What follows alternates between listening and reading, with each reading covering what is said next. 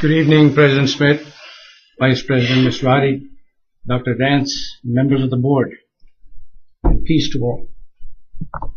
A few decades ago, I took an oath and pledged the allegiance to this great country, United States of America. I'm not a hypocrite. It's my duty and the responsibility to uphold that oath and advocate justice for all. Justice is the application of the rule of law equally to all. Even though in practice, the noble goals of equality and justice for all evaded a large minority of Americans for nearly 190 years, it had not escaped the American consciousness. 48 years, 11 months and 10 days ago, since the passage of the Civil Rights Act, many Americans are still struggling to achieve equal rights. 2 Mondays before yesterday, we celebrated Memorial Day, a day to remember the men and women who died while serving in our armed forces. By the way, it also used to be called the Decoration Day. Anyhow, I would like to enlighten you by giving you a glimpse of another class of a minority in our history who needs the memorialization. 30% of 10 million Africans brought to North America as slaves between 1619 and 1800 were Muslims. Peter Salim was one of them. He distinguished himself so much for his courage during the revolution that a U.S. postage stamp was issued depicting his bravery at the Battle of Bunker Hill on June 17, 1775. Since then, many Muslims have laid down their lives to defend our country. Many have died in the current wars in Iraq and Afghanistan. I ask you, what are they fighting for? What are they dying for? Surely they are not fighting to get citizenship status. Equal rights can only be achieved if the powers that be have the courage to uphold that noble goal to achieve justice, equal justice for all. It must start with the use of the powers vested in this board for the children of those Muslims who happen to be Americans. Close the schools on their 2 holidays just as it is done for the others. God bless you. God bless this country. Thank you. Thank you, sir. And Dr. Pharoan, while you're here, you're the next speaker.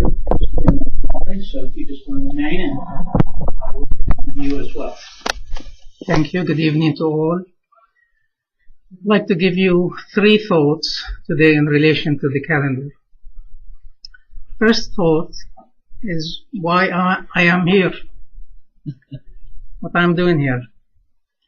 I came to the United States of America from a country that was practicing ethnic nepotism, no economic or political freedom, practicing spying on their own citizens, torture.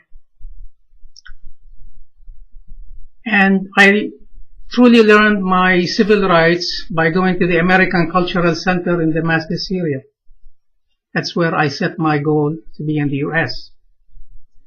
To make a long story short, when I flew to the United States and the airplane flew around the Statue of Liberty, it was really a tremendous, awesome feeling. No words I can tell you will describe how I felt. The second emotional moment for me is really when I was inducted as a citizen here in Baltimore a long time ago, and where the judge reminded all of us foreigners not to forget where we came from, our culture, our religion, and our language. I came here and stayed here because of liberty and justice for all. Second point I want to leave with you is, why are you board members here? The website says and I really believe it, in the norms. You are here because meeting the needs of all of our children in all of our schools, and coming to meeting prepared to participate. So far, in the past 10 years, the board has stayed quiet to the issue of discrimination against us in the holidays matter. And the board has refused, and the school system refused to give me the information I asked for. Finally, when Mr. Schmidt was honorable enough to let all of us know that the reason the closure on the Jewish holidays and not on the Muslim holidays, because there are many Jewish teachers. And then in the next meeting added to it, beside that reason, in part. How did we know? Are we spying on the religious beliefs of students and teachers? How did we know? The school system kept the calendar committee hidden from me, and citizens like me did not provide information requested under the Freedom of Information Act, and has done many other things that are not compatible with the norms.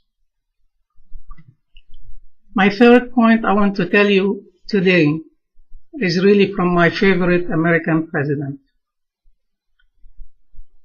John F. Kennedy said, and I quote, "Change is the law of life, and those who look only to the past or present are certain to miss the future." Honorable board members, today, somewhere in the USA, including Tennessee and others, mosques are being burned or closed down or intimidated or harassed. Muslim Americans being treated less, and people like myself, 39 years in the US, being told go back home. No one of us is going home, just like Japanese Americans didn't go home, and others.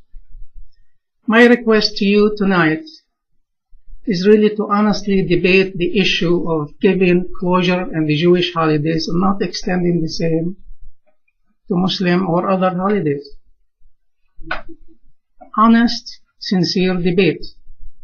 No secrecy, no clandestine behavior, no political words, no hiding behind lawyers.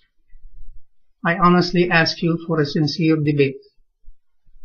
If you do that, then my effort for the past 10 years in civil rights has been fulfilled, regardless of the outcome.